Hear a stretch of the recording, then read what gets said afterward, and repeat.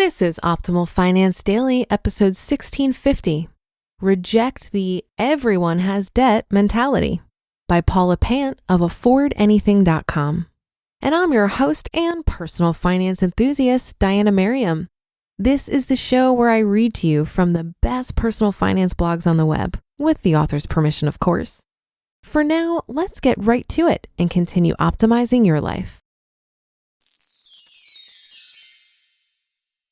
Reject the everyone has debt mentality by Paula Pant of affordanything.com. Recently, Ben, a nice-looking fellow who works at an oil rig in the Gulf of Mexico, wrote a detailed story about how he and his wife repaid $90,000 of debt. Their debt didn't include a mortgage. It consisted of car loans, credit card balances, student loans, and a $10,000 bank loan to pay for their wedding. Ben's story included a powerful sentence, which he uttered the day he tallied his debts. Quote, "I knew we owed some money, but I assumed this was a normal part of living in the real world." He goes on, "Everybody has car loans. Everyone has credit card debt. Everyone has student loans. But it wasn't until I added all these balances up that I knew we had a problem." End quote. Not to harp on Ben, he's done a great job cleaning up his finances, but I hear his premise repeated enough that it's time to put an end to it. Let me be clear. This mentality, the everyone has debt mentality, is dangerous. There's an idea that it's okay to carry debt because everyone else is doing the same. I call this the normalization of debt. Trent Ham, author of The Simple Dollar, describes this same experience when he spiraled into $20,000 of debt. Quote, "We had a gorgeous dining table, but it was stacked full of credit card bills." End quote. Like Ben, he also made a respectable income, but spent more than he earned because he believed it was normal to do so. The normalization of debt. I'd love to be able to tell you that this normalization is a myth. Carrying debt is abnormal. Unfortunately, the statistics say otherwise. The average American household carries $10,700 in credit card debt, according to CNN Money. This actual figure is in question. WIS-TV in South Carolina says the average household credit card debt is around $15,000, while television personality Clark Howard cites the average personal debt as $24,775 for residents of the 20 largest U.S. cities. On the other hand, 46% of Americans say they're suffering from debt-related stress, according to USA Today, which means the majority, 53%, are not. That doesn't mean they're not in debt, however. It just means they're not stressed about it, either because they have a plan in place for dealing with it or because they're not paying attention. The cost of missed opportunity. But just because everyone seems to have personal debt doesn't make it any less atrocious.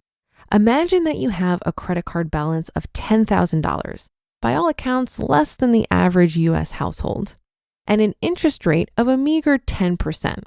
Good luck finding that rate on a credit card. With payments of $200 per month, you'll need 65 months, almost 5.5 years, to pay it away. Worse yet, you'll cough up over $2,990 in interest. Now, let's imagine you have no debt. You save the same $200 per month in a Roth IRA retirement account, which you invest in a mix of 70% stocks and 30% bonds. After 5 years, if the market performs on average, you'll have $16,000. The debt in the first scenario cost you more than a mere $12,990, the balance plus interest. Your $10,000 of debt costs you $16,000 in lost opportunity. Look at it another way. For every dollar you spend, you pay $1.60 in missed opportunity. For every $10 you spend, you're really spending $16. Who cares if it's normal? Is it good? The question people should be asking themselves isn't, is it normal to have this debt? But rather, is it good to have this debt? Sometimes the answer is yes. If you have no way of going to college other than carrying student loans, there's a chance that those loans will be good debt for you to carry. The average college graduate earns $1 million more than the average person with a high school diploma over the span of his or her lifetime. That statistic, of course, is skewed upwards by college grads in high-paying professions like neurosurgeons and chemical engineers. Let's use some conservative assumptions. You earn half of the average that most college grads get. This means you earn an extra $500,000 over the span of your lifetime as compared to a high school grad. Over the span of a 45-year career, that means you earn an extra $11,111 per year as compared to a high school grad. That's like the high school grad making $30,000 while you make $41,111. It's reasonable. Let's also assume you paid $50,000 in student loans and interest. For every dollar you borrow and invest in your college education, you'll earn $10. In this case, debt can be a good thing. But when buying consumer items, like a car or a wedding, the answer to is it good is almost universally a resounding no. You and your soulmate will be together forever, regardless of whether or not you have a gorgeous wedding. You can just as safely leave the house in an 8-year-old car or a brand new car. Unfortunately, most people haven't figured this out, which is why you should stop listening to most people. Reject the normalization of debt. Focus on making good choices, not common ones. You just listened to the post titled, Reject the Everyone Has Debt Mentality by Paula Pant of AffordAnything.com. This article had me reflecting back on my own attitudes about debt while I was digging myself into a hole. In addition to the notion that everyone else was doing it, I think my biggest problem in my 20s was simply that I wasn't all that aware of my financial situation.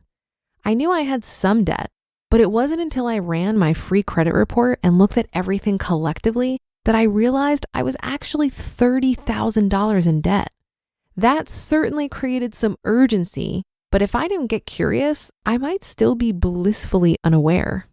The other way I justified debt was by thinking that I'd be making so much money one day that I could just pay off my debt later, and my lack of saving and investing when I was young wouldn't matter. I mean, it's great that I had confidence in my earning potential, but it's also a god-awful strategy. I had no idea about the power of compound interest and definitely lost out on investment gains in my younger years. But the thing is, everything is figure-outable. Even if you're getting a late start, for me, I started at 28 years old. You can fix this, and you can change your mind about things like the normalization of debt.